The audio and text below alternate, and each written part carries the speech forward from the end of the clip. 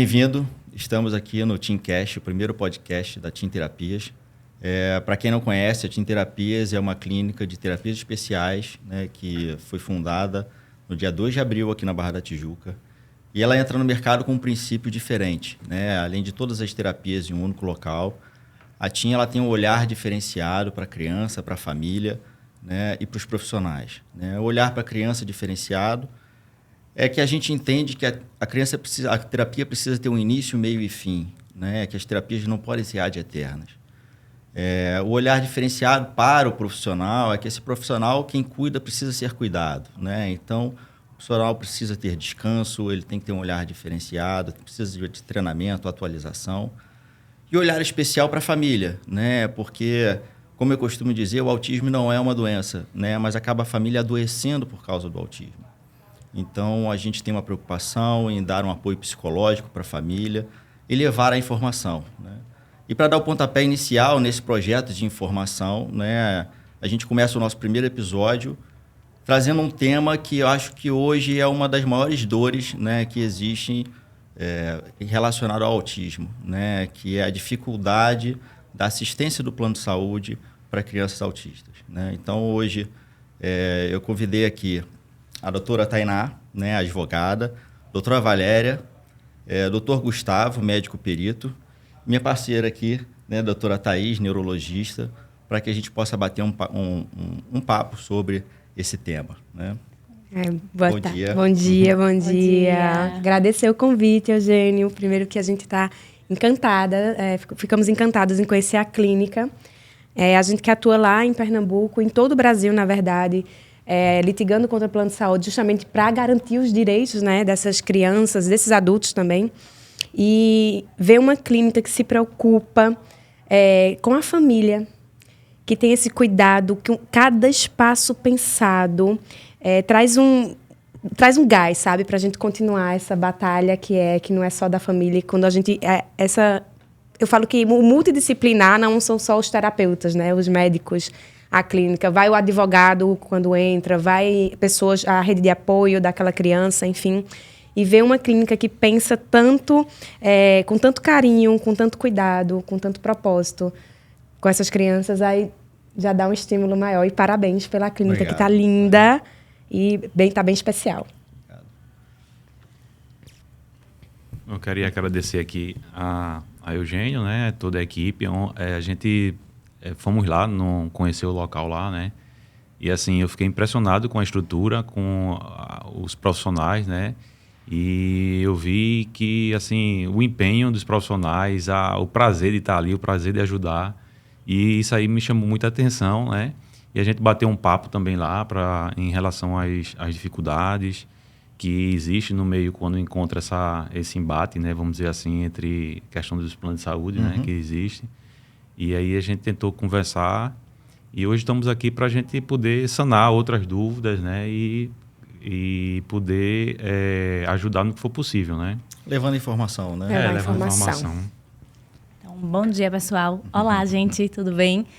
Então, a minha primeira conversa com o Eugênio, que foi por conta da rede social, que eu acho que abraça muito, né? Traz essa informação nacional e abraça. Eu fiquei encantada quando a gente sentou para conversar e eu vi a visão empresarial dele, da clínica, mas, acima de qualquer coisa, eu vi a visão humana. Aquilo me tocou. E quando a gente chegou na clínica ontem, apesar de eu estar ali como advogada, eu me senti mãe o tempo todo. Eu pensava constantemente, se eu precisasse disso, esse seria o local para minha filha estar. Eu me sentiria segura, eu me sentiria amada pelos profissionais. Eu acho que isso é muito importante nesse processo. A gente que trabalha com famílias atípicas, a gente vê constantemente ali no setor comercial, no setor de atendimento, ela já comentando com a gente, eu já vim de um outro escritório, eu vim de uma outra clínica, as pessoas me acham exageradas. E a gente que é mãe, a gente sabe. A pior coisa do mundo é você chegar num lugar, a pessoa olhar e dizer, você está exagerando, não é tudo. É tudo isso sim, porque é meu mundo. E quando eu estava ali sentada, olhando para as pessoas, o meu mundo está seguro aqui. Então, parabéns, o projeto é incrível, sensacional e que cresça bastante. Por fim, vou aqui agradecer o convite de estar aqui. É uma oportunidade única, né, da gente estar aqui podendo ter 3 especialistas na nossa frente e deixar o nosso coração mais tranquilo, né? Sabendo que eu concordo contigo, a mãe é única. Eu costumo dizer para os meus pacientes que a mãe não erra, né? É importante a gente falar, a mãe não erra. Aquela mãe que acha que tem alguma coisa errada, que tem alguma coisa diferente, tem alguma coisa diferente. Pode não ser o que a mãe acha, muitas vezes, mas tem. E a gente precisa valorizar, né? Então, valorizar a palavra. Então, a clínica lá, a TIM, ela é muito clara nisso, né? Ela é muito aberta, ela é muito transparente de valorizar o que os pais, de fato, acham, acolher, né? Abraçar. E eu acho que uma família atípica precisa ser abraçada. E eu fico muito feliz de poder estar aqui e abraçar, de alguma forma, essas famílias. Obrigada. Obrigado a vocês pela presença. Queria te fazer uma pergunta, Thaís. Você como médica, neurologista, né? E eu como pai, né? Qual é o primeiro momento, né, em que a gente deve procurar, né, uma ajuda quando a gente está percebendo algo diferente no nosso filho? Tem uma idade certa, né, para que a gente possa fazer um diagnóstico precoce? Né? Antes de entrar no tema, assim, eu acho que é importante para a gente poder seguir uma cronologia, né, até chegar realmente num diagnóstico. Né? Que essa é uma dúvida muito importante que até nos processos, você vai responder, a gente se depara muitas vezes com um pedido liminar que fala assim, mas tão novinho? Esse diagnóstico não está fechado. E o plano de saúde usa isso como uma justificativa, uma tese, para não deferir, para não autorizar a terapia, né? E aí acho que você vai poder esclarecer isso tanto para as mães, para os pais, as famílias atípicas, quanto para o pessoal que trabalha, né, com essas teses, né, os advogados que são militantes na área de direito à saúde. Entendo perfeitamente a dúvida, é uma dúvida muito comum. Eu costumo dizer, eu sou neurologista, minha paciente é uma bebê mais nova, tem 9 meses, e ela tem diagnóstico fechado. É possível, é viável e, além de tudo, é necessário a gente ter esse acompanhamento, esse diagnóstico o mais cedo possível. Porque a gente sabe que o cérebro é muito neuroplástico, né? Esse cérebro ele aprende muito quanto mais jovem. E o meu paciente mais velho, né, não é velho, é um adulto jovem de 56 anos. Nossa, então, a gente atende de 0 a 100, literalmente. E a gente precisa pensar, né, que os nossos bebês crescem, então precisam desse acompanhamento. Então, a idade melhor para diagnóstico é a mais precoce possível. E é por isso que eu comecei falando que a mãe, ela necessita obrigatoriamente falar para o pediatra, falar para o terapeuta, falar para a tia da escola que algo não está legal, que algo não está de acordo, que aquele marco do desenvolvimento não está legal, esse marco foi ultrapassado, seja no falar, seja no andar, seja no se movimentar, e até em bebezinho, aquele erguer a cabeça, né? Então, às vezes, esse erguer a cabeça, o contato visual na hora de mamar, quando algo não está legal, fica muito mais fácil quando já tem irmãos, né? Porque aí os irmãos eles conseguem comparar, mas o filho único ainda é muito difícil. E tem o estigma, tanto social quanto da família, Sim. Porque às vezes a própria família fala, mas está tudo bem, é uma criança normal, essa criança não tem nada. Cada um tem seu tempo, né? Tem seu Pois tempo, É a pior coisa. Pare de procurar problema tempo. onde não existe. Você está procurando algo, que coisa desagradável. Você sabe que o papai era assim também. Ok, porque o papai também estava atrasado. E o papai também, provavelmente... Não é incomum que a gente diagnostique pais como autistas, como TDAH, como TPAC, depois que a gente diagnostica os filhos. Então, a gente consegue ver por que o papai era assim. Então, respondendo a pergunta o mais cedo, o mais breve possível. Porque o direito, né, um dos direitos assim, que é para a gente ouro, que é o direito do diagnóstico precoce. Só que muitas vezes o diagnóstico ele não acontece, não sei o tempo, né? Perguntar em quanto tempo. Então, a gente sabe que não tem um tempo. O médico ali é que vai na avaliação e muitas vezes os planos de saúde não querem autorizar o tratamento porque não tem diagnóstico fechado. Sim, muito comum. Isso eu escuto também. Algo que chega, assim, na perícia, o que chega para mim muitas vezes, dos indeferimentos do plano de saúde, é por conta de uma criança, às vezes teve um caso que uma criança com 6 meses, aí já houve um diagnóstico fechado de autismo, né? E aí o pleito, a contestação do plano de saúde é que existe eles acham que é pouco tempo para que se dê o diagnóstico do autismo e que o autismo seria uma coisa mais longitudinal para que você possa caracterizar de fato. E a gente identifica que tem um problema, isso é o questionamento da outra parte, né? Porque no direito tem as duas versões, né? Existe a verdade de um, a verdade do outro. E aí o plano de saúde ele questiona muito, dentre outras coisas que a gente conversou, né? Existe a maior gama que o plano de saúde nega, né? É mais por conta da quantidade de horas. Mas uma delas também é em questão do se é realmente aquele diagnóstico fechado com uma idade tão precoce. Então, nós como peritos, a gente tem que ir também com os assistentes técnicos e que estão presentes, e o médico assistente, muitas vezes a gente tem que realmente colocar um ponto aí, até que ponto está definido esse diagnóstico. Porque quando se faz um diagnóstico tão precoce assim, a gente sabe que lá na frente o plano de saúde vai ter uma contestação e vai negar. Então, o que é que a gente pode fazer para que quando chegue lá na justiça, ou nem que chegue lá no judiciário, a gente possa fechar isso aí para que lá na frente não possa ter essa contestação? Porque um diagnóstico que é tão precoce e quando você pede várias terapias e várias, às vezes com a carga horária até assim, bastante elevada, o plano de saúde vai chegar forte ali, contestando, entendeu? Mas aí e aí é preciso a gente... Fica... Pela ordem, excelência. É preciso a gente verificar e ver uma situação para que isso lá na frente não tenha essa negativa, porque a gente sabe que com negativa e o processo judiciário, as coisas demoram. E aí, quanto menos demorar, quanto menos a gente fechar esse cerco, é melhor. Porque tem processos que demoram muitos anos, né? Mas, pela lei, a criança já poderia ter um acesso... com certeza, gente. Fechado, né? Pelo amor de Deus, diagnóstico não é assim, uma condicionante para a criança começar a terapia. Isso não existe.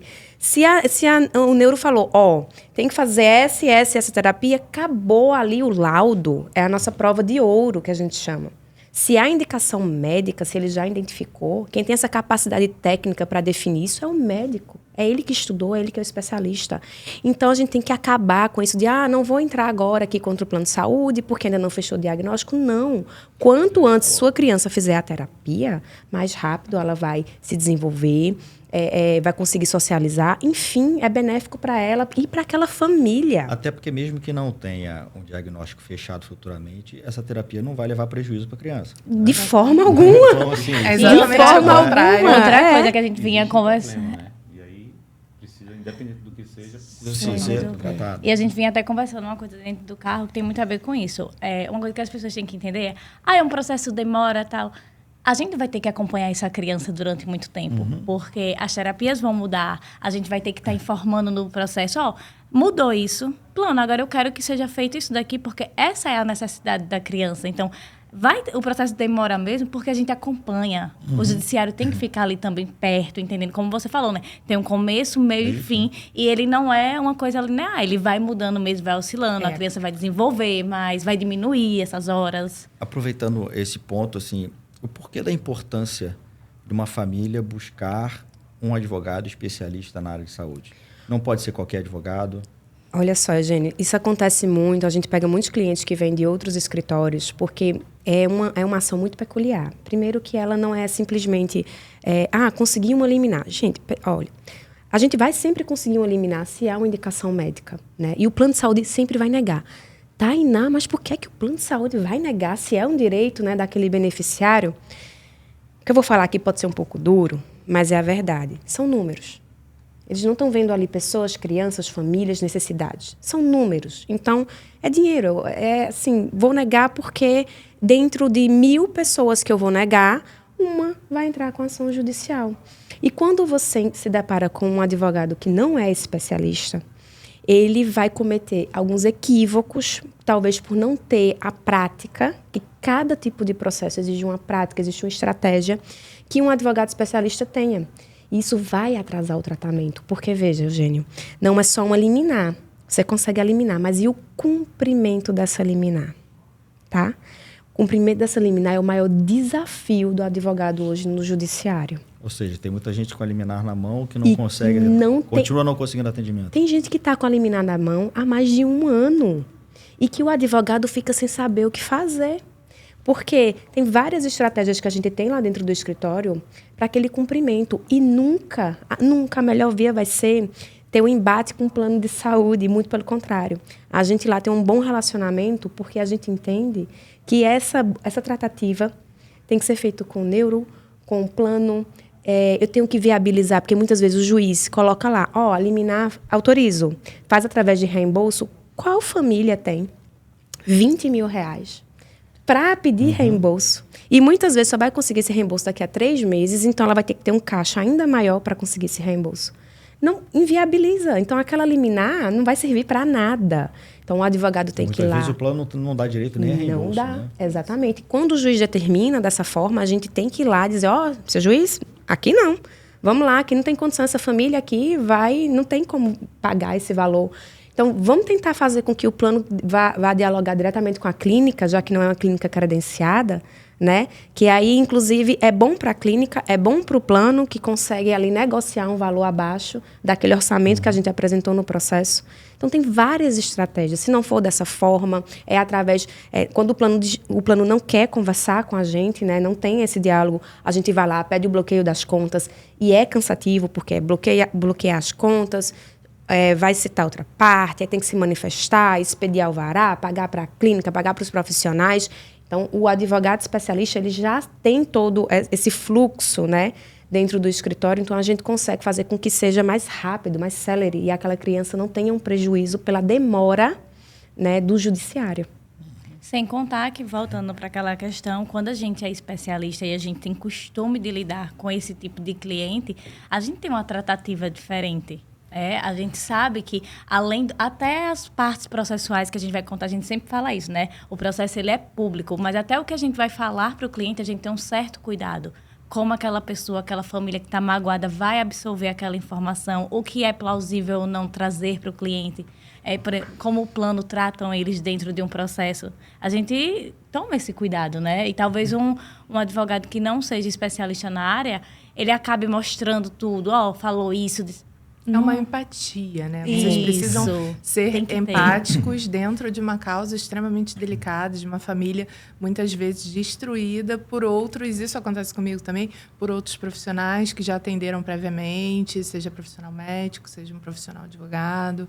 Então, lembrando só pelo que você falou sobre o diagnóstico, né? Muito pertinente, o diagnóstico contra fatos não tem argumento. Para a gente, médico, se a gente tem ali os critérios, é muito claro.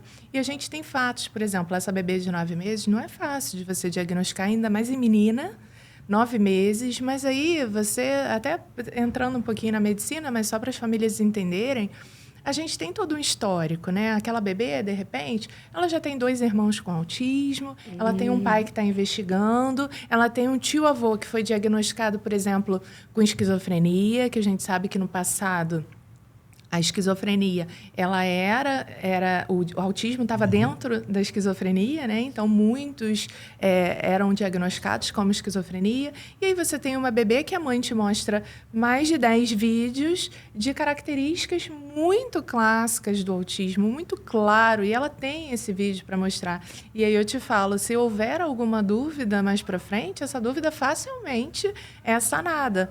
E quando é necessário...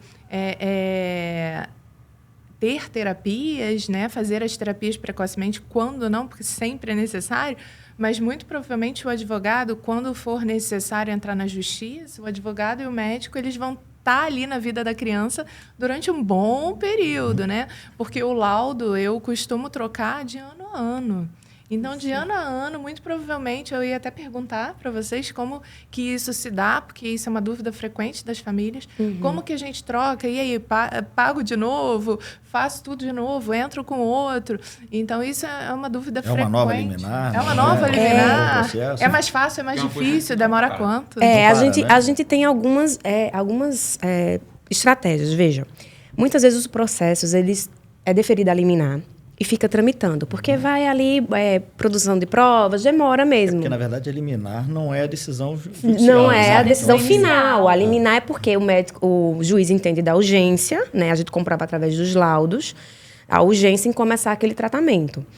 Né? Então, quando o processo ainda está em trâmite, está lá ativo, vamos dizer assim, sem sentença, por exemplo, a gente tranquilamente informa dentro do processo, porque, veja, é a diferença também do profissional, né, que vai atuar. A gente sempre vai trabalhar com a boa-fé processual. Então, a gente tudo informa dentro do processo, porque o intuito da gente, ali naquele processo, não é prejudicar o plano, não é arrancar dinheiro do plano, para arrancar dinheiro para botar para a clínica. Não é esse. O objetivo é a criança. Ela sempre vai ser o foco e o desenvolvimento dela. Então, a gente tem essa responsabilidade de sempre informar. Muitas vezes começa, que a gente vai entrar num assunto bem polêmico, de horas, né, doutor Gustavo? Que é o que pega para a gente nas perícias, da quantidade de horas semanais. E muitas vezes uma criança começa com, vamos lá, 80 horas semanais, 80, estou exagerando aqui bastante.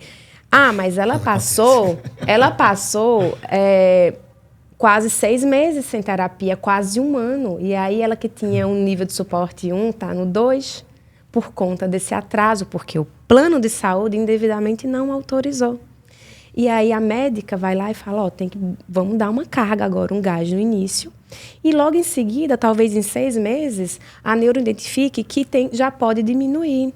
Então, os custos vai diminuir também para o plano. Então, a gente tem que ter essa parceria com o plano, dizer, plano, eu não estou querendo te prejudicar, o teu financeiro, que eu sei que é o teu coração, é no bolso, mas eu quero aqui o melhor para o meu cliente. Então, estou te informando, vai diminuir os custos e a gente tem que estar sempre informando no processo. Porque isso vai ser bem visto, né, pelo juiz, pelo desembargador, quando chegar no tribunal.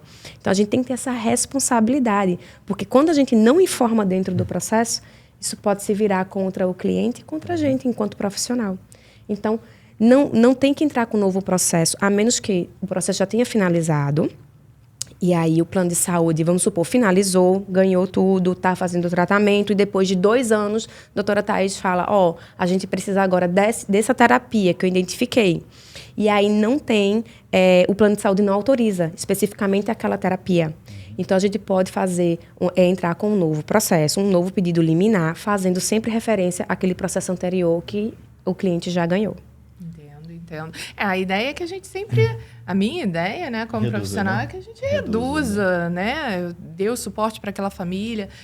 Não é incomum a gente orientar várias outras coisas. Eu deixo muito claro. O treinamento parental, né? O treinamento da família na clínica. A gente oferece treinamento parental. Isso é de suma importância. Então, junto com o treinamento, junto com as terapias, não é incomum que uma criança reduza o nível de suporte de 3 para 2, para 1, e a gente reduza as terapias também. Como também não é incomum, às vezes, uma criança nível 3 de suporte, você prescreve 40 horas semanais, e aí a criança não tolera essas horas, né? Então, a gente tem que também individualizar, né? A chave do autismo é você ter empatia, não só com a família, mas com a criança também, respeitar aquela criança e saber o momento de retroceder. Não é o momento dela, muitas vezes. Então, às vezes, tem que entrar naquela família. Vocês provavelmente entram muito na família, né?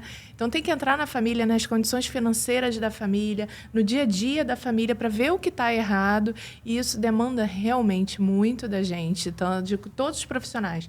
Tanto da clínica, desde da menina que serve o cafezinho, né? Que, de repente, vai enxugar uma lágrima, até as terapeutas de todo mundo. Isso. Thais, eu tenho uma pergunta, que é comum das nossas clientes.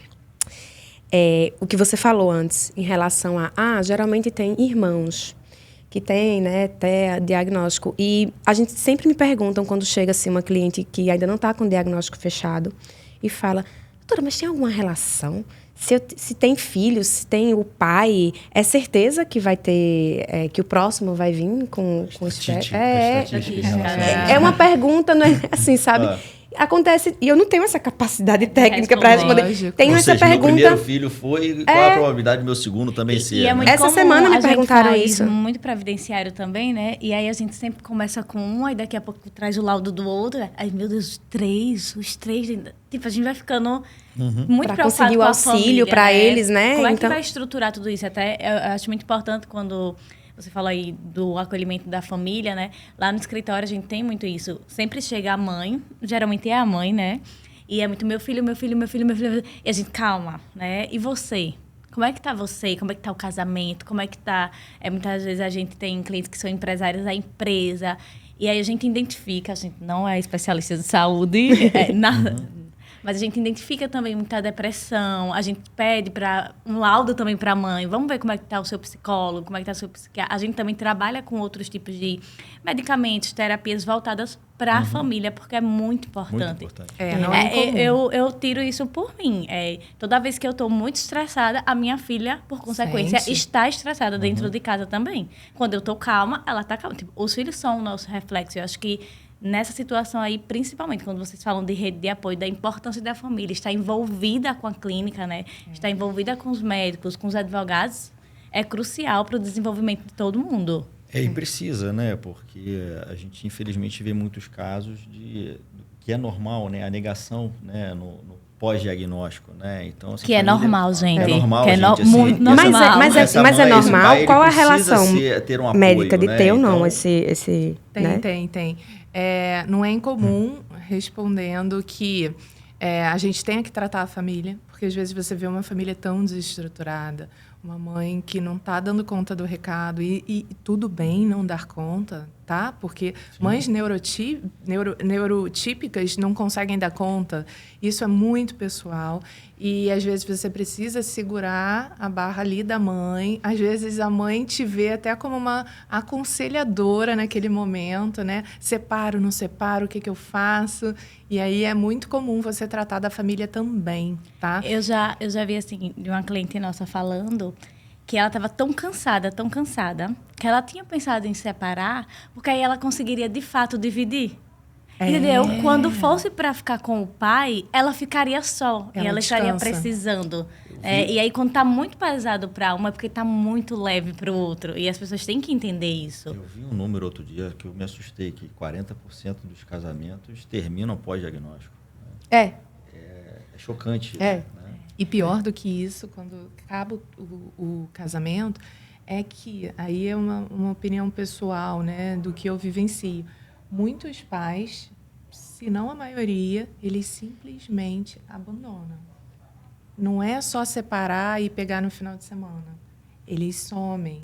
Eles não aparecem mais na consulta. Tinha um pai meu que era super presente na consulta e do nada ele parou de ir, parou de me ligar, parou de... Eu falei, mas o que aconteceu, né? Porque o menino continuava vindo na consulta. Não, o pai simplesmente abandonou.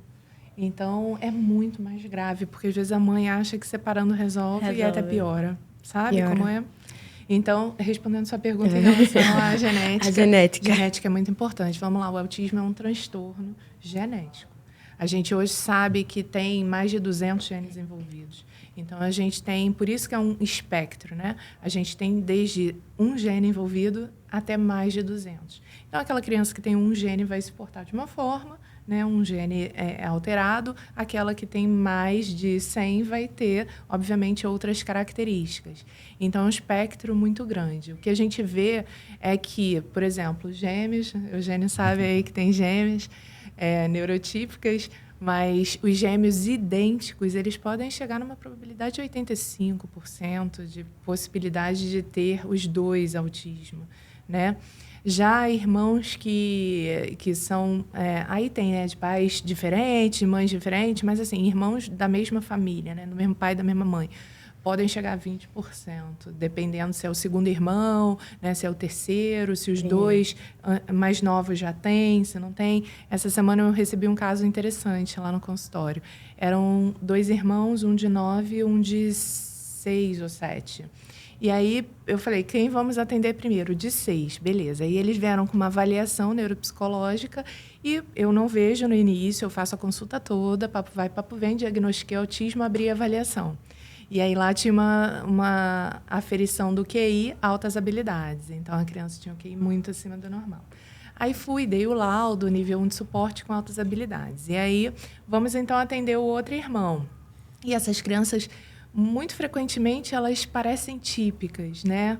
E aí eu fui atender o segundo, diagnostiquei autismo, abri a mesma coisa.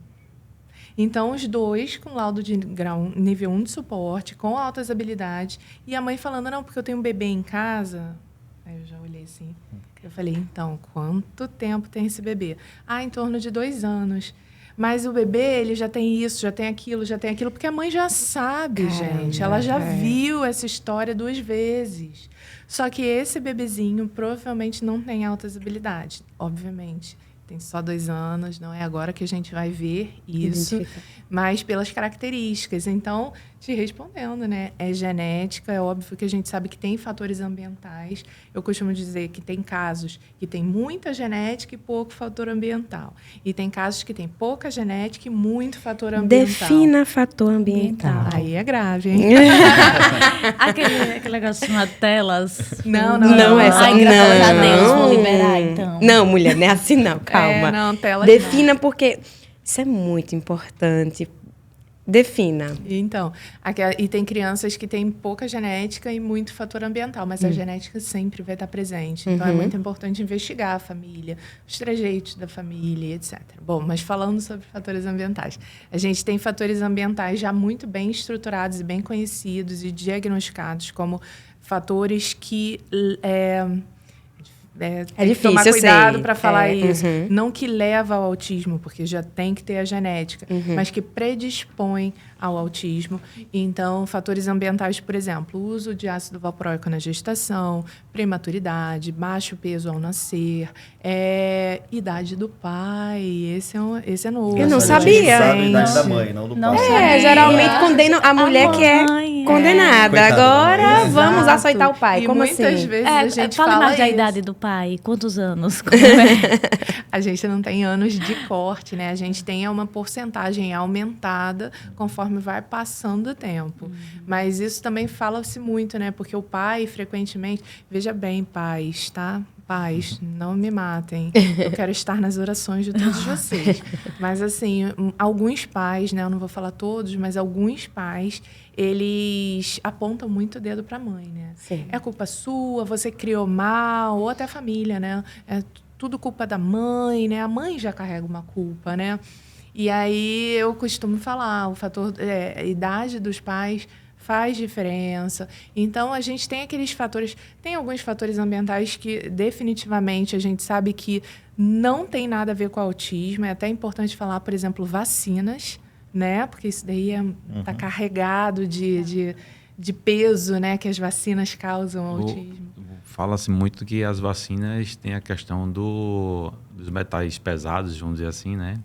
Do alumínio e tudo. Existem estudos de todo tipo, né?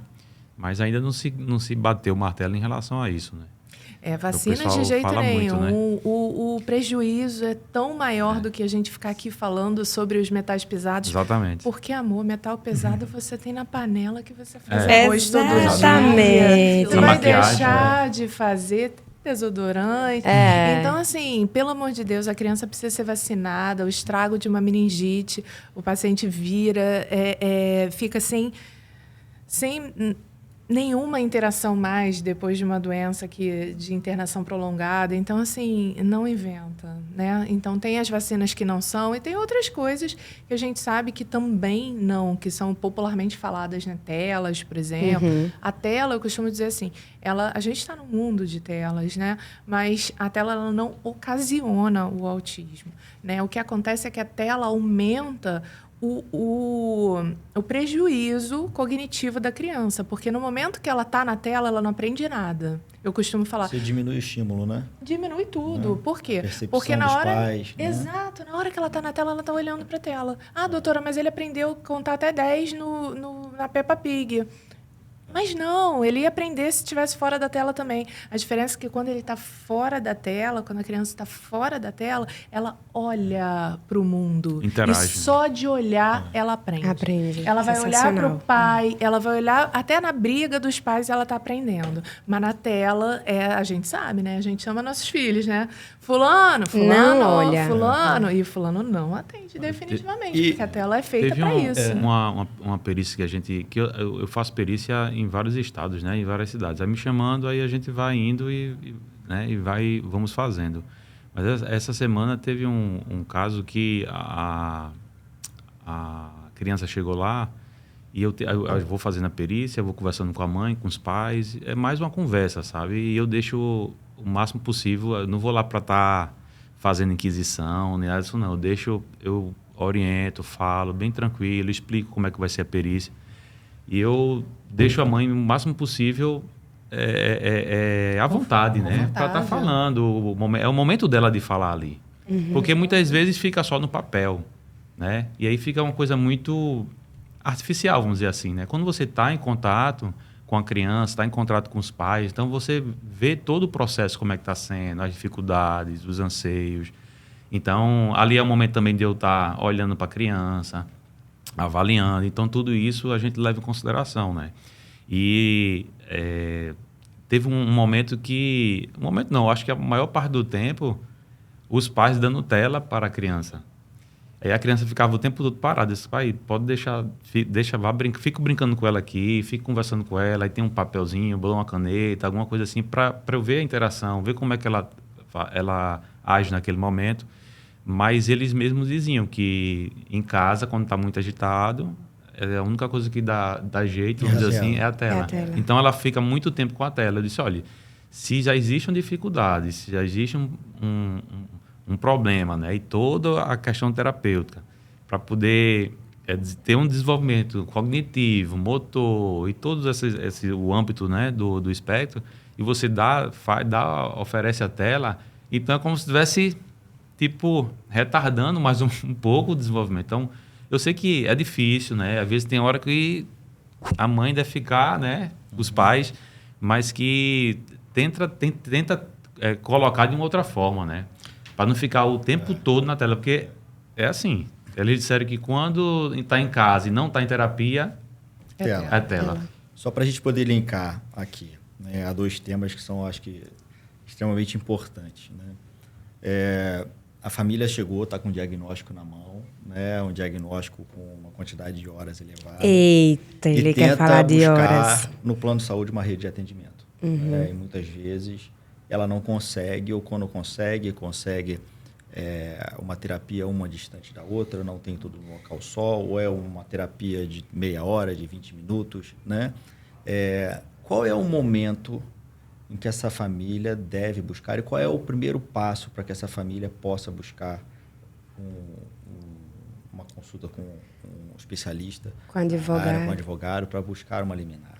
Olha só, Eugênio, isso é muito importante, porque muitas vezes as famílias acham que a negativa é só quando não tem aquela terapia. Então, vamos esclarecer primeiro o que é uma negativa do plano de saúde. Vai configurar uma negativa que a gente chama tácita. O que é a negativa tácita é aquela que não é por escrito, né? Que não está ali muito óbvia, né? Quando, primeiro, não tem a terapia indicada. Só tem uma terapia, 2 terapias naquela clínica. Ou quando, por exemplo, tem numa clínica próxima à residência 2 terapias, mas a outra fica a 20 quilômetros e vai inviabilizar o tratamento. Isso é uma negativa. Ou ainda quando existe na rede credenciada todos os terapeutas, certificados, tudo certinho, mas a criança não sentiu afinidade. Ela não se sente à vontade com aqueles terapeutas. Isso acontece. Então, você vai ter que buscar um terapeuta, uma clínica que a criança se sinta à vontade. Né? Tempo de terapia, 30 minutos. É bem complicado falar isso, porque uma criança, para ser regulada, né, quando ela chega, para conseguir ali acalmar e começar a terapia, em torno de 15 a 20 minutos. Pode durar mais. Como é que em 30 minutos você vai fazer a terapia necessária para desenvolver aquela criança? É uma negativa. Quando a neuro prescreve lá os certificados, as especialidades dos profissionais para acompanhar aquela criança, e a clínica não tem aqueles profissionais certificados, habilitados para aquilo. É uma negativa. Então, não se conformem. Se não tem os terapeutas adequados, a quantidade de horas adequada, você tem que, sim, fazer primeiro. Qual é o caminho que a gente percorre? Conversa com o neuro, vai procurar as clínicas primeiro credenciadas. Se não tem uma clínica credenciada e próxima à residência né, daquela criança, porque, veja só, tem clínica credenciada do outro lado da cidade e a criança precisa ir todo dia para a clínica. Acabou, não tem como. Aquele tratamento não vai acontecer. Esse então, pai e essa mãe também precisam trabalhar. Precisa viver, precisa viver. Brincar. Então faz uma reclamação na ANS. Vai resolver? Não.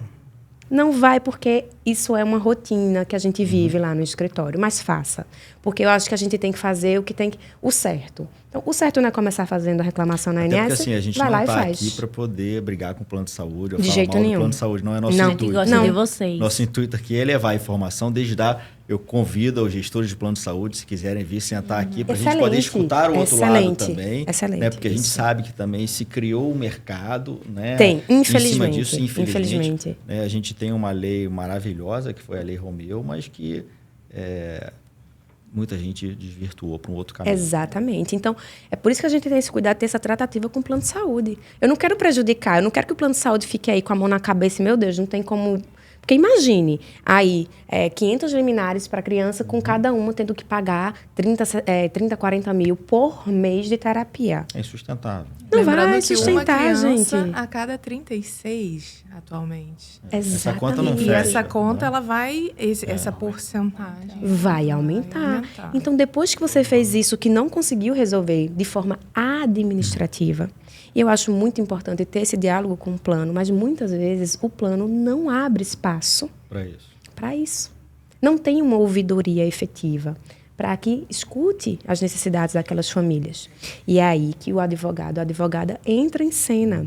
Então, a gente vai entrar com a ação, vai ter esse pedido liminar, e aí, dentro do contexto da família, então não é um copia e cola. Vai ter que entender que tipo de negativa, quais são os tratamentos que o plano não está ofertando. Nós temos aquela polêmica do AT, né, que é uma polêmica. E aí, é profissional de saúde, o plano tem que cobrir, ou é educacional, né? Então, cada tribunal se comporta de uma forma. Infelizmente, a gente ainda não tem o entendimento pacificado do STJ em relação a isso.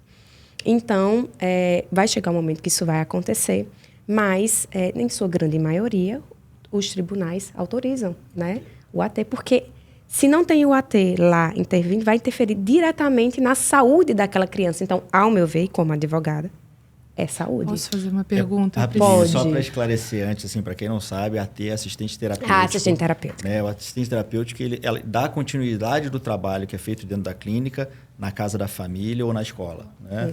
Isso, fora da clínica. Fora da clínica.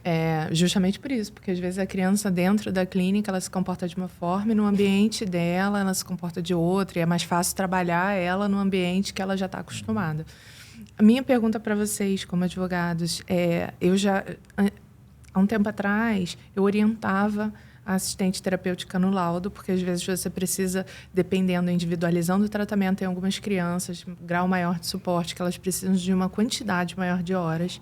E aí, antigamente, eu escrevia no laudo, né, solicitando essa AT, e muitos advogados orientavam a família, que acabavam me trazendo a demanda de retirar do laudo esse nome assistente terapêutica, porque alguns juízes vinham, quando olhava assistente terapêutico, já bloqueava.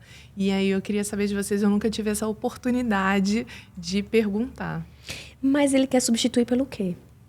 Não, aí o que acontece é que, assim, como não tem nada definido, como você falou, ainda não está definido, muitas vezes você mantém a quantidade de horas, vamos lá, 30 horas semanais, e aí isso é apresentado para a clínica, como se a criança fosse ficar 30 horas semanais na clínica, e aí, por fora, a clínica libera o AT para trabalhar na... Mas eu acho que, assim, né, não era necessário. Vamos fazer tudo claramente, que eu acho que fica muito mais bonito, né? É isso que eu milito justamente isso. Quando a gente está trabalhando com honestidade, e se a gente quer, aí fala assim, mas o plano de saúde não está nem aí, tá.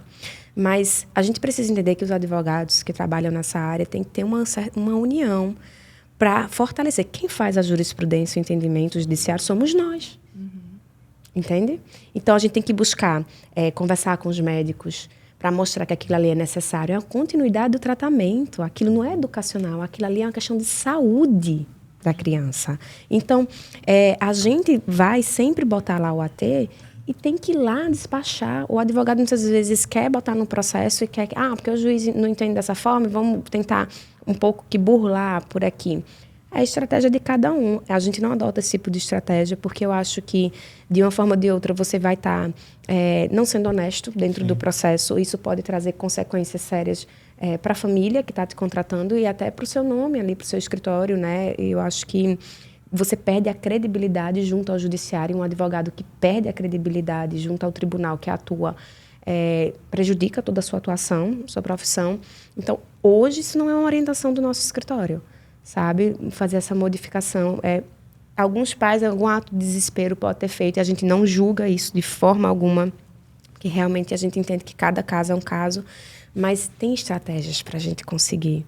Talvez não seja a melhor via estar ali ocultando, né, o que é que de fato vai ter essa cobertura nessas horas. Por enquanto, como não está decidido, fica de acordo com a cabeça de cada juiz. Né? Infelizmente, a cabeça do juiz é um mundo, ele não segue muito aí o entendimento do tribunal, mas a gente sabe que consegue modificar no segundo grau e tem que militar, tem que trabalhar, o advogado tem que ficar no pé, não é só fechar um contrato, né? Eu acho que, assim, a sua pergunta, assim, eu acho que é um pouco pertinente, porque eu acho que você está pensando como profissional de saúde e você coloca um AT, e aí é aquela dúvida, quem é o AT? É saúde ou é educação? Se for educação, o plano de saúde não vai, né? Já bloqueia. Ou é um pessoal, ou tem que ser alguém da saúde. Eu acho que é mais ou menos isso, né? Mas se a gente levar em consideração que a AT, ela é formada em psicologia, geralmente a maior quantidade de horas que a gente prescreve é de psicologia, aplicando a ciência que a gente sabe que faz toda a diferença, que é a aba. Então, teoricamente, essa psicóloga que está da clínica, ela é direcionada para um outro ambiente da criança. Diferente do mediador, né? Que aí seria educacional. Que aí o mediador, que também nada impede de ser uma psicóloga, uma pedagoga, algo assim, que é designado para ficar na escola para melhor inclusão da criança. Então, mas isso aí é que precisa ficar esclarecido quando vai fazer o advogado, quando vai fazer o pedido, né?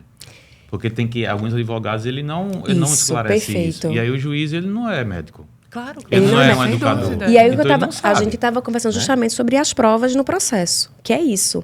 A gente tem que conversar com a escola, porque a escola vai emitir um relatório dizendo assim, quando ele não tem uma pessoa acompanhando, acontece isso, quando tem isso, porque é uma questão de saúde, não é só da educação. Dentro de casa, a própria clínica, os especialistas vão fazer lá um relatório também. Muitas crianças estão lá, desenvolvendo super tranquilo durante a semana, porque está na terapia direitinho, passa o final de semana em casa, volta na segunda-feira, parece que zerou tudo, porque não tinha um suporte de um AT. Entende? Então, isso aí tem que estar muito claro no processo. A gente não tem que protocolar um processo. A família mandou um monte de laudo, um monte de exame, joga lá, tem que deferir, eliminar. Não é sobre isso. A gente tem que individualizar aquele caso.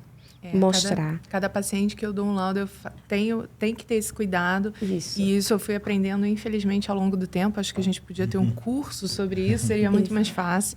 Mas aos poucos, porque no meu laudo eu digo que a escola tem que disponibilizar, segundo lei, um mediador para acompanhar aquela criança. E tem muita escola que não. Tem muita? Eu acho que 80%, as particulares muito menos. E aí você vira o foco, o holofote. Talvez não seja só o plano de saúde que você tenha que entrar e começar a ir lá e brigar.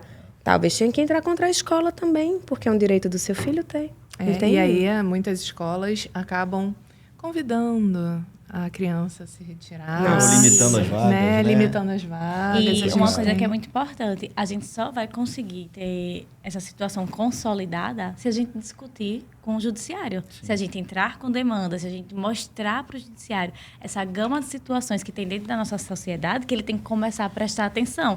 Como a gente falou, né? O médico tem uma visão, o advogado tem outra, o juiz tem outra. E se a gente não tiver de comum acordo, todo mundo conversa... Hoje eu estou aprendendo um monte de coisa aqui.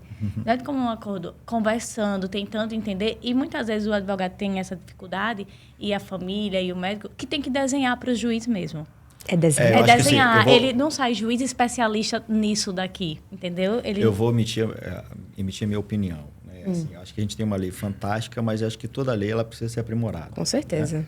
Então, o que a gente viu no mercado é que está todo mundo muito perdido. Né? Então, às vezes, você pega um médico que não sabe prescrever, como é que colocar num laudo, AT, o que fazer. Então, acho que a gente vai precisar, né, estabelecer ali alguns limites, né, para que a gente possa formatar um pouco melhor, né, e dar mais entendimento. Né? Até tocando um outro tema bem polêmico, né, que é a quantidade de horas de terapia. Né? Acho que tanto... Voltamos, não, vamos falar. Tá todo mundo aí na expectativa. E as horas? E as mães estão em casa assim, ó. E as horas? Tem que ter muitas horas, muitas horas. É bem complicado. Assim. Doutor Gustavo, o senhor como perito, né? Quantas horas pode suportar uma criança? Quantas horas é o ideal? Porque assim, acho que todo plano de saúde briga em relação às horas. Vamos impugnar, então, já estou avisando. Vem um paciente com 10 horas ou vem um paciente com 50, 60, 70, até 80 horas. O que é tolerável? Os advogados quanto é... Eu já escutei tanto esse final de semana sobre isso e eu fico com a visão do Tainá. Depois eu falo a minha visão, que a doutora Thais vai concordar comigo. Não, assim, o que a gente vê muito é como que o juiz nos chama para ser um auxiliar do juiz, né, do juizado, a grande maioria, maioria imensa, é a quantidade de horas que a criança vai ter fazendo terapias. Isso é semanal, né? E uma outra demanda que é uma demanda muito grande também é a falta de profissional qualificado para dar suporte a essas terapias, né? Que às vezes o plano de saúde ele não oferece, né? Por exemplo, essa semana fomos fazer lá no interior do estado lá de Pernambuco, teve um caso, teve na Paraíba, em Sergipe, teve, assim, é massa, né? É a questão da terapia. Por quê? Muitos colegas, eles colocam um valor, tipo assim, 80 horas, 90 horas, 70 horas, 60 horas semanais, para uma criança ficar fazendo terapia por semana, né?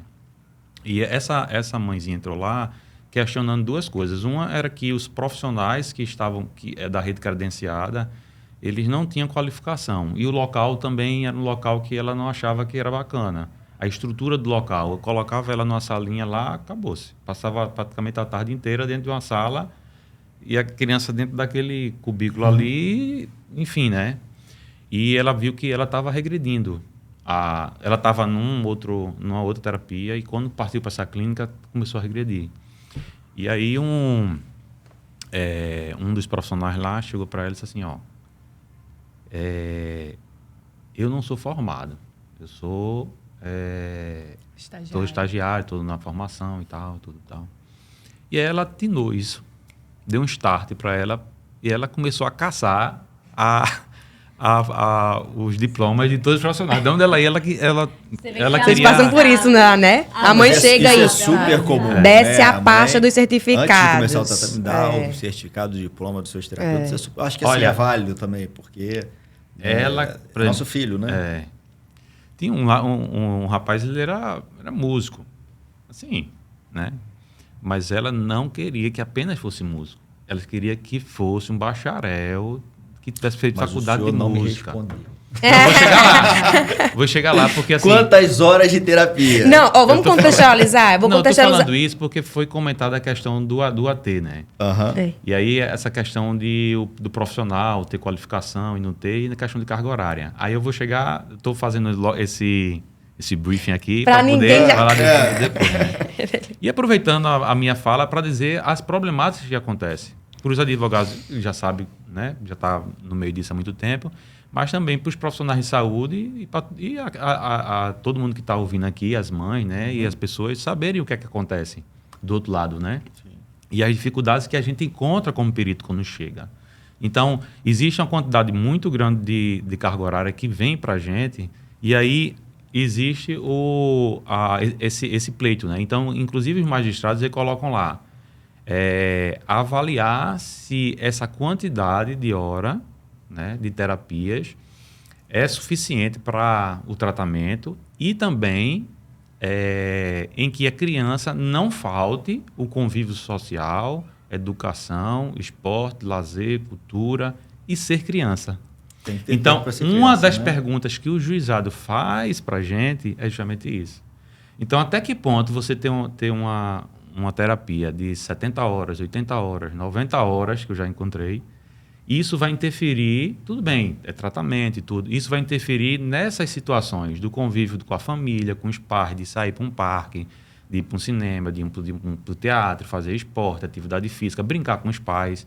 Então, até que ponto isso vai interferir? E também tem aquela questão que se a criança vai se adaptar a essa quantidade toda de hora, como a doutora aqui falou, nem sempre o que está ali escrito é o que vai ser. Sim.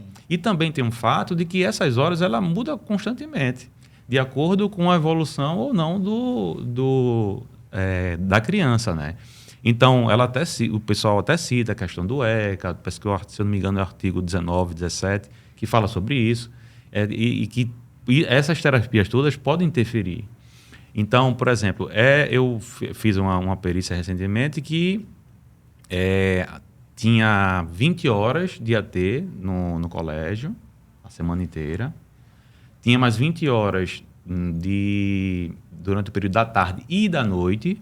O AT ia para casa à noite. Inclusive, o AT ia, ficava 2 horas, ia para casa, jantava, voltava para continuar a terapia em casa. Era um membro da família, né? Um membro da família.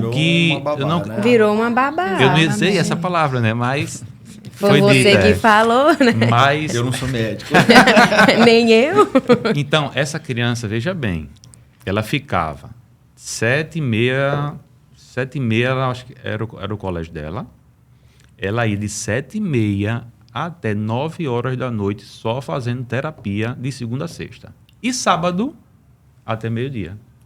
Eu vou rapidamente Eu não estou dizendo que assim, eu ainda vou avaliar, os autos são mais de 1.500 páginas. Uau. Então não é uma coisa assim que a gente decide rápido, é uma coisa, negócio de saúde, a gente, assim, eu acho que todos a gente tem que ter um olhar mais refinado. Mas quando chega para a gente agora que mudou o nome, né, erros de serviços de saúde, não existe mais erro médico, né, é serviços de saúde. Quando a gente vê algo assim, negativo, de tratamento, enfim, todas essas nuances relacionadas a uma saúde, a uma coisa assim mais... A gente tem que ler com calma, devagar, ver página por página, identificar o que está sendo feito, o que o magistrado quer, o objeto do processo. Então, não é uma coisa simples e rápida. Então, esse processo tem 1.500 páginas. Isso não dá para ter uma decisão ali naquele momento, naquela hora. Eu preciso avaliar ponto a ponto. Aí tem os recursos, né? É tudo individualizado. Eu tenho que ver a questão... Qual é o nível do autismo, se é um pouco mais grave, se não é. A gente tem que olhar os profissionais. Essa mãe mesmo, ela queria que todos fossem do ABA. Aí uma questão do plano de saúde será que outro não pode? Ele vai lançar todas as perguntas e tudo aquilo, né? Muitas vezes a gente tem mais de 100 perguntas. Então a gente tem que responder, e são perguntas muitas vezes com detalhes, com artigos científicos, inclusive em inglês, internacional. Então, não é uma coisa fácil assim que a gente, na hora, a gente diz a quantidade de hora. É tudo individualizado, entendeu? Mas a gente não pode ver também que a criança está vivendo para terapia. A criança tem que brincar. Eu queria falar sobre isso. Ela tem que brincar, ela tem que ser feliz, ela tem que estar no meio de outras pessoas. Precisa ser criança, entendeu? É importante a gente ver dois pontos assim, bem rápidos em relação a isso. Hoje em dia, o que a gente tem documentado em literatura, que é mais baseado, até falando sobre a ciência ABA, óbvio, a gente precisa individualizar, mas o nível 3 de suporte, vamos botar lá para cima, né? Entre 20 e 40 horas. Eu, particularmente aqui no Rio de Janeiro, é muito comum isso. Eu, graças a Deus, nunca peguei um laudo de 80 horas semanais, porque eu acho que nem nós, adultos, trabalhamos 80 horas semanais. Então, assim, não tem como botar a criança para um estímulo de 80 horas semanais. Isso realmente, assim, eu concordo. Mas individualizando, vamos dizer assim, um grau 2 de suporte, vou fazer aqui a advogada do diabo aqui, um grau 2 de suporte que a gente prescreve ali 15 horinhas semanais. Muitas vezes eu vejo, às vezes, olha que coisa chata, dona de clínica falando, olha, não preciso de 15 horas para essa criança. Não é o profissional, é a dona da clínica. Às vezes a dona da clínica não tem o plano de horário. saúde manda, Thaís, Ou uma o plano de cartinha, ó, saúde. que tal diminuir? Tá muitas horas aí pro seu filho, vamos diminuir. Isso. O que é que o plano de saúde sabe sobre isso? Exatamente. E sabe sobre a criança, né? E aí a Ela, dona da clínica, olha que transtorno para os pais. A dona da clínica fala, seu filho precisa ser criança. Com essa quantidade, seu filho não consegue ser criança. Mas é bem importante a gente falar o seguinte, às vezes, o grau 3 de suporte, ele não é criança. Ele não consegue ser criança. Ele não vai num local, ele não consegue se comportar naquele local, desculpa na te interromper, pracinha. Thaís. Assim, eu presenciei, eu entrei nesse mundo tem pouco tempo, né? E depois da clínica aberta, né, eu presenciei a entrada de uma criança, de uma menina, que tinha 3 anos de idade, né? Quando ela entrou na sala sensorial, que é a sala de TO, enorme. Maravilhosa, a gente conheceu. Brinquei bastante. Tirolesa. Eu vi as minhas filhas, porque durante a obra as minhas filhas entravam, brincavam muito ali, né? E quando eu vi uma criança nível 3, né, que entrou, ela não tinha expressão, né? Ela ficava parada olhando, a criança não sabe nem brincar, né? Então a gente já tem que entender também que às vezes o excesso de terapia, que pode ser excesso para a gente, que é leigo, mas para uma criança é extremamente importante, porque ela não precisa ter tempo para brincar se ela não sabe brincar, né? Então a terapia também vai ensiná-la a brincar, né? E eu acho que, assim, como é tudo muito incerto, e fazer também uma questão de advogado diabo aqui, né? Porque, assim, a gente tem... Se fosse tudo mais fácil, o acesso às terapias fossem mais fáceis, eu acredito que os médicos não estariam colocando tantas horas. Eu acho que o que acontece, né? Eles acabam colocando... Desculpa, doutora, posso até estar invadindo a sua área, mas, assim, como já é difícil o acesso, né? E muitas vezes... tem que ser judicializado, né? E sabe que é custoso e que é demorado. Então, vamos colocar mais terapias, porque é mais fácil a gente tirar do que a gente acrescentar, né? Então, eu acho que se fosse o acesso mais fácil às terapias, a gente não estaria vivendo esse cenário, né, de tantas horas de terapia e tantas questões, né? Eu, particularmente, eu já vi um laudo de 70 horas, né? Eu choquei. Né? E ainda tem a mãe, não sei se você já passou por isso. Doutora, não tá poucas horas, não. Bote mais umas horinhas aí. Não, pouco. Bote mais. É pior do que isso. Eu já vi advogado da clínica falando que tem que aumentar a quantidade de horas para conseguir na clínica XYZ que a mãe quer.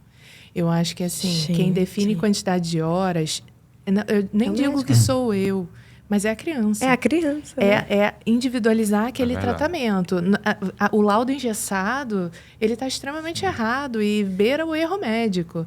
Porque você não tem como engessar um laudo. Cada ser humano é único, cada um tem sua potencialidade e tem a sua dificuldade. Você tem que conseguir enxergar isso, ouvir a família para você especificar no laudo o que a criança precisa. Então, tem que tomar muito cuidado. Aí, rapidinho, só para aproveitar essa colocação, assim... aí vem a minha opinião como empresário, né? Então, até porque a gente buscou, né, montar a TIM e um dos propósitos ser diferente no mercado. É justamente para fugir disso, né? Porque se tornou um comércio, né? É uma terapia que, no particular, ela acaba sendo, se você atinge esse volume de horas, altamente lucrativo, né? Há um mercado por trás, né? Então, é difícil, né, a gente entrar no mercado, né, e não ficar com essa tentação, né? Mas vamos voltar ao que ela falou lá no início. Eu queria... A cada 36 crianças, uma, então né? vai estar entrando e saindo, entrando e saindo. Mas parece que assim, desculpa, eu não estou aqui não falar, né, em genérico, né? Mas assim, você pega, muita gente pega uma criança, eu tô com esse laudo aqui, essa criança vai ficar comigo de 2 anos de idade até 20 anos de idade, até 15 anos, 12 anos, e eu vou ficar ali com uma fatura de R$50 mil por mês durante esse tempo todo. Tem que entender que essa criança precisa ter uma evolução, né? Essa criança não pode ficar refém dessa quantidade de terapia pro resto da vida. E tem que ter a troca, senão a terapia não está funcionando. Mas você sabe que é difícil, porque a gente pega muitos pais que quando a gente recebe o laudo e vê aquela quantidade de horas, quando vem de uma outra instituição, e a gente propõe, né, após uma análise da criança, né, uma avaliação, a gente propõe uma quantidade de horas menor, Mas o pai e a mãe falam, não, mas eu quero essa quantidade de horas. O pai não aceita. No laudo, ele não aceita. Pai não, isso uma acontece vez colocado lá... Porque a família está desestruturada. Por isso que é tão importante se olhar para todo mundo. E aí a gente volta, porque a gente até já conversou, que quando a gente faz o atendimento dessa família, a gente tem um cuidado de observar o que é que está acontecendo ali, se tem uma desestruturação financeira, se tem alguém com depressão, porque a gente não tem essa capacidade técnica de dizer, você está com depressão, mas a gente fala, está devendo aqui, precisou fazer empréstimo para pagar, vamos ver esses contratos, como é que a gente consegue reaver algum dinheiro para você, tem um benefício que talvez você consiga, tem auxílios, né, do governo, para aquelas mães que precisam diminuir a carga horária, e tá lá com seu filho. Valéria, você falar sobre isso. Sobre, acho que muitas pessoas conhecem, antes né? de fazer essa colocação, mas para a gente não perder a minha pergunta aqui, eu fiquei perguntado, doutor, o seguinte, que normalmente quando ela coloca 30 horas, você já está colocando os ATs ou isso você não coloca o AT nessas 30 horas? Então, aí depende, porque quando a criança, por exemplo, não está na escola, ela até conseguiria pensar numa 30 horas dentro da clínica. Mas quando essa criança já está na escola, ela já gasta ali 5, 6 horas por dia na escola. Então, você fazer isso na clínica dá um desconforto grande. Reduz essa o que eu acho que é se a criança... Primeira coisa, a gente tem que saber se a criança precisa de 30 mesmo. Fechou, tem que ser 30, ou enfim, de 30 para 28, para 32, enfim, tá por ali... a gente precisa pensar no seguinte, se a criança andar na escola, o ideal é que ela tenha, porque na escola são 30 alunos, a tia não consegue dar assistência para ela. Então, se ela tiver alguém ali trabalhando com ela dentro daquele ambiente escolar, isso é muito benéfico para a criança, entende? E muitas vezes a escola não está dando um mediador. Então, eu tento colocar AT, escrever AT no ambiente escolar, que seria o mais ideal. Por quê? Porque aí na parte da tarde... ela vai ficar ali 2 ou 3 horas fazendo o resto das terapias, a fono, a TO, a integração sensorial, a psicomotricidade, e depois ela vai para a vida dela, né? Para natação. Porque o que mais pega é o seguinte, a quantidade de horas do AT. Normalmente a gente vem pegando 40 e 60 horas só de AT. Aí o AT vira membro da família. E as terapias... quando tem as opções de terapias, é lógico que, assim, tem coisas, um psicólogo, um TO, são coisas, né, mais estrutural. Mas, às vezes, tem algumas outras coisas, por exemplo, a ecoterapia, a pessoa está ali tem muitos lugares que tem um cavalo, sim, tem a questão da hidroterapia. Então, quando você vê lá todos os serviços que podem ser feitos, as armas que a gente tem para que a gente possa usar... Então, a mãe chega e quer exatamente tudo que está ali.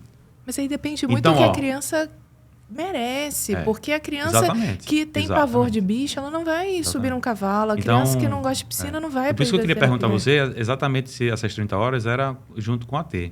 Porque o que eu vejo nos processos é que só o AT é de 40 a 60 horas só de AT. Não.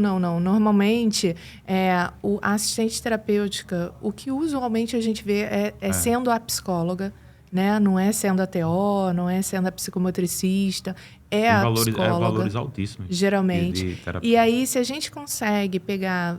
Vou dar um exemplo de 20 horas semanais, tá? Então, 20 horas, são 4 horas de dentro da escola todos os dias.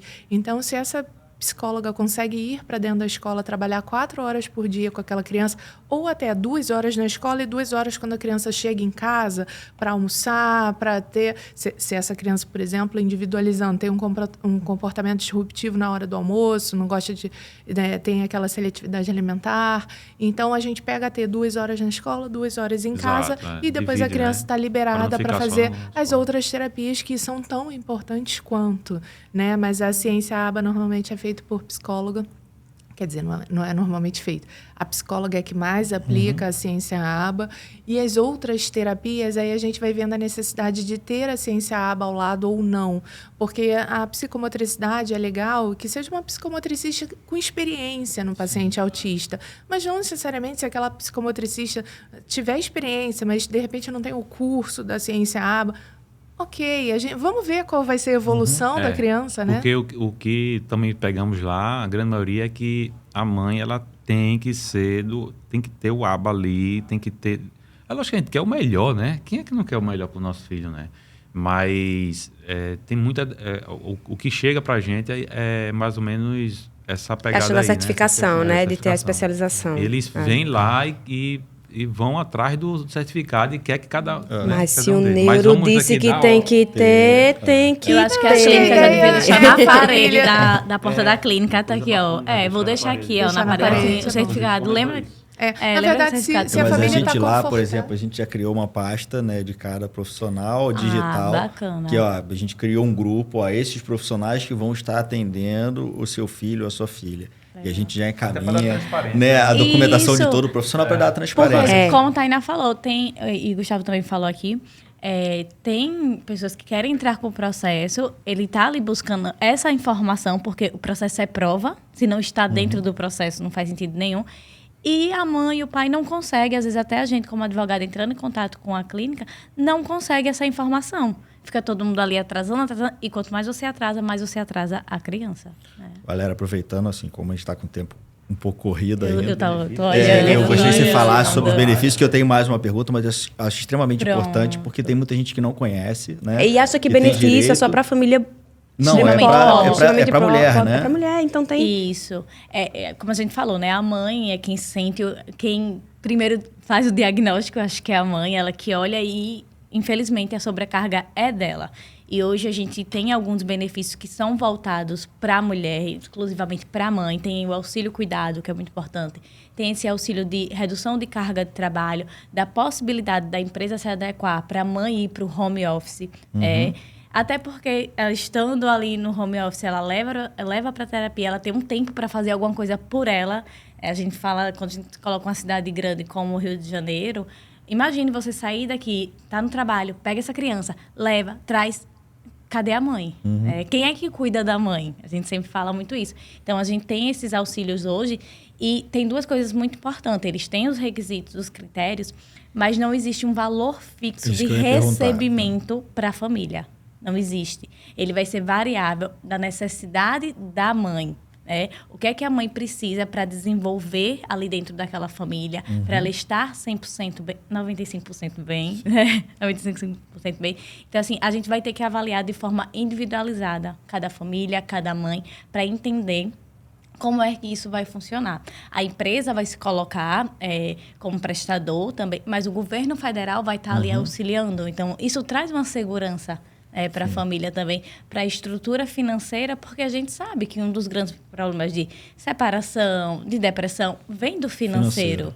E o financeiro pega E muita gente muito. só conhece o LOAS, né? Isso, a gente só acha que só é para famílias pobres, muitas vezes não sabe que pode pleitear ali essa questão desse auxílio.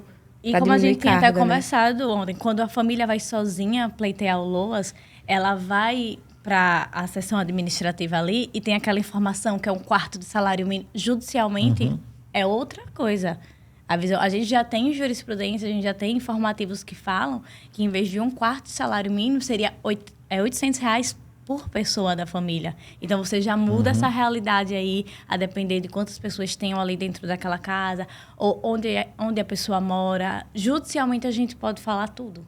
E há alguma proteção para a mãe com relação à empresa em que ela trabalha? Se ela solicitar uma redução de carga horária, há essa proteção? Porque senão acaba se reduz e a empresa te manda embora. Mas a gente precisa desenvolver mais isso, né? Isso, mas eu acho assim, aí vai ser uma opinião própria minha, das coisas que eu leio, das informações que eu venho buscando. Depois da pandemia, mudou um pouco a visão.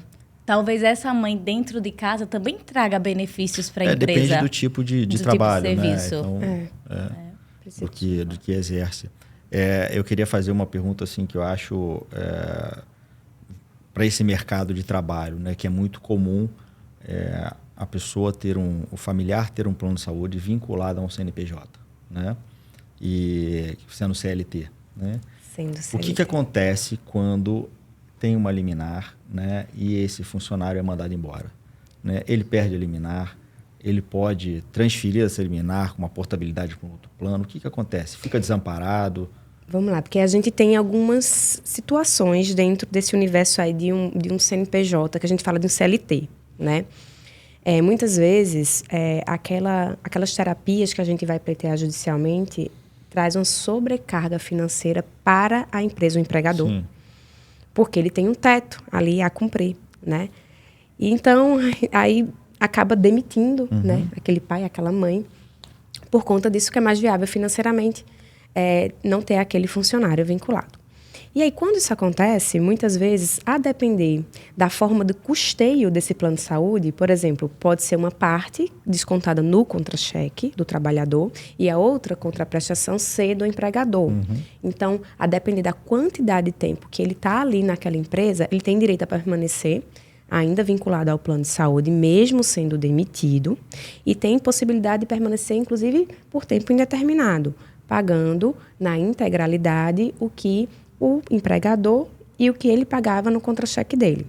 Essa é uma situação. Mas naquelas situações em que a empresa custeia todo o plano de saúde, quando ele sai, teoricamente ele não teria direito a permanecer no plano de saúde. Mesmo a criança em tratamento? Mesmo a criança... Não. Aí, se a criança está em tratamento, através de uma ação judicial, se mostra que ela não pode ficar sem o plano de saúde. E aí a gente consegue, sim, permanecer, fazer com que aquela criança fique, até porque se tiver em tratamento, independente de ser TEA, qualquer outro tipo de transtorno, ou tratamento de saúde, enfim, câncer, a pessoa não pode ser desligada do plano de saúde, porque ela está em tratamento, é um risco de vida. Importantíssimo. Né? Isso é muito importante. Então, se isso aconteceu rapidamente, procure um advogado especialista para entrar com ação judicial, um pedido liminar, para que aquela criança, aquela pessoa permaneça no plano de saúde até finalizar o tratamento. Se vai durar 5, 10, 20, 30 anos, vai estar lá a decisão judicial até que finalize. A família tem a opção de pedir uma carta de portabilidade para ver se consegue um plano em situação equivalente, né, de cobertura e de valor, que muitas vezes não consegue. Então, o mais viável vai ser, sim, permanecer vinculado àquele plano de saúde através de uma ação judicial. Entendi. Nossa, importantíssimo isso. Isso a gente vê muito, às vezes o pai que está separado da mãe, aí o pai perde o emprego, e aí a criança perde os tratamentos, e a criança que está evoluindo involui. E como é que fica, igual a gente teve recentemente, né, o caso de um plano de saúde que suspendeu o plano unilateralmente, né, cortou, e com crianças em tratamento, muita gente ficou perdida, sem saber. Uma onda de cancelamento, porque os planos empresariais coletivos por adesão e aqueles planos que são feitos através de CNPJ, os coletivos em geral, eles permitem com que os planos de saúde cancelem o plano de forma unilateral. Basta informar ali com 60 dias de antecedência, o que também não acontece. Eles informam com 30 dias e você que se vire, né? Mas aconteceu uma onda agora, né? Muita gente que está em tratamento, muitas crianças receberam essa notificação do plano. Seu plano dia 1º agora vai ser cancelado. Não pode. E eles fazem isso sem o menor constrangimento, sem o menor compromisso social. Então, isso aconteceu com você, procure um advogado especialista, entre com ação judicial, que seu filho tem direito a permanecer no plano de saúde enquanto durar o tratamento dele. E ainda você vai poder pleitear também indenização por danos morais, tá? Em todas as situações, negativa de tratamento, cancelamento indevido, porque o plano sabe que ele está em tratamento, né? As famílias entram em contato para informar. Então, aí a gente tem vários pedidos que a gente faz na ação também para poder ter esse retorno financeiro para os pais, porque já é reconhecido pelo STJ, que é o chamado danos morais in re ipsa. O que quer dizer isso? Essa palavra estranha. Quer dizer que, independente de se comprovar que houve alguma violação do seu direito de personalidade, é devido àquele valor de indenização para aquela pessoa, para aquela família. Bom, eu sei que a gente tem papo para ficar uma tarde inteira aqui, né? Mas eu queria fazer uma última pergunta para a gente poder encerrar. A lei é só para o TEA ou ela abrange outros transtornos, ou uma síndrome de Down? Porque assim, a gente sabe que o TEA ganhou evidência, né? Ele foi positivo isso, porque a lei veio por causa disso. Agora, abrange outras, né? Uma família que tem um filho com síndrome de Down pode buscar o mesmo tipo de auxílio jurídico? Sem dúvida. E dos planos de saúde? Sem dúvida, sem dúvida. Vamos lá, a doutora Thais chegou lá, não diagnosticou com TEA, mas falou, tem alguma coisa aqui, ainda não sei, ou então é Down, enfim. O que quer que seja, se houve uma requisição médica, um diagnóstico, uma requisição médica dizendo esse paciente precisa desses tratamentos, acabou, o plano de saúde tem que cobrir. Se aquele tratamento é determinante para o desenvolvimento daquela pessoa, daquela criança, o plano de saúde tem que cobrir. Não existe isso de o rol da ANS. Não, a gente sabe hoje que o laudo do médico é um laudo que a gente chama uma prova ouro, né? Então, o advogado tem lá como ter esse diálogo com o médico, ter os requisitos e pleitear para qualquer tipo de diagnóstico, para qualquer tipo de tratamento, se é para o desenvolvimento e para a preservação da vida do paciente. A gente escrever, né, no receituário, solicito psicologia aplicando a ciência ABA, né? Porque a ABA é uma ciência que pode ser aplicada em qualquer coisa, qualquer tipo de terapia. E aí o plano nega, ele libera só a psicologia, que é mais barata, financeiramente falando, e aí dizendo que na indicação está em investigação de autismo. Porque está em investigação. Eu prefiro não mentir. Eu poderia falar que já está fechado, mas eu falo em investigação. Justamente porque eu quero a visão daquela psicóloga que aplique a ABA, que é uma profissional que está aplicando. Eu gostaria de ter a visão dela. Até para auxiliar no diagnóstico. Para auxiliar no diagnóstico. Mas ela não pode trabalhar, ela não pode fazer essa terapia também aplicar para uma criança que não tem até, mas que tenha outras. Pode, porque a ABA é uma ciência que pode ser aplicada, pode e deve ser aplicada em qualquer neurodiversidade. Então, a gente falou que o TIM terapia... Do autismo. O TIM terapia, por exemplo, a gente fala, uma clínica para TEA. Não, é uma clínica para terapias. Inclusive, quando eu estive lá, que eu conheci, eu falei, nossa, meu filho, ele precisa tá aqui, sabe, nesse ambiente, muitas vezes, para ele conseguir se autorregular, né, através de algumas terapias. Acho que todo mundo precisa, de alguma forma, de uma terapia. Então, não é As minhas filhas não são autistas e 2 delas estão se tratando na clínica, né? Com o psicólogo, porque o mesmo profissional que está capacitado para tratar um autista está capacitado para tratar qualquer Exatamente. E nós estamos tratando de crianças que vão ser adultos, que são ali, que têm inteligência emocional, né? Que vão ter já esse tratamento desde sempre e muda tudo. E aí a gente vai ter um outro cenário da vida adulta dessas crianças. Mas, assim, a sociedade só consegue ver o aqui, o agora e os números, né? Infelizmente. E todos somos iguais, né? Então, assim, temos que ter o mesmo direito, né? Exatamente. Bom, queria agradecer muito a presença de vocês, né? Nesse pontapé inicial aqui do TeamCast, né? Para vocês que se interessaram, a gente vai colocar as redes sociais de todo mundo, né? A doutora Tainara, o doutor Gustavo, né? A doutora Valéria e a doutora Thaís, né? E se inscreva no canal também, né? Porque vem mais conteúdo e informação para vocês. Obrigado. Obrigada.